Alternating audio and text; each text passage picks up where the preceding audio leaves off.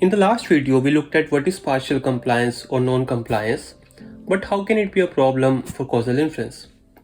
One main reason is that non-compliance can reduce the difference in exposure between treatment group and control group. When we assign some people to treatment group and others to control group, we are trying to imply that there would be a significant difference in exposure level to the program between the two groups. But partial compliance can reduce the gap that is there in the exposure between treatment group and control group.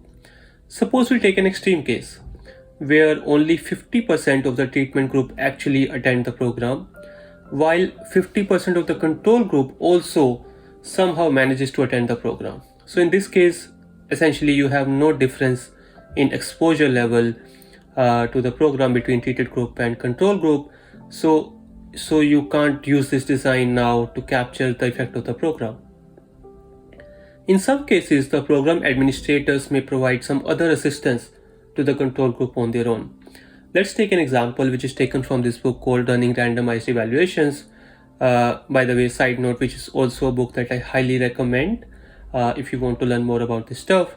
But coming back to the example, suppose the goal is to test the effect of distributing bed nets at prenatal clinics. In this case, the program manager might be concerned about the health of the women at the control clinics who are not receiving any bed nets. So in this case, the program manager may decide on their own to implement a separate health education program, completely separate from the program that is being tested. And in this separate health education program, the control clinics will be providing some education to these women on how to prevent malaria. This is great in itself, but it actually makes the causal effect estimation difficult, as now the program is not the only difference that you have between the two groups.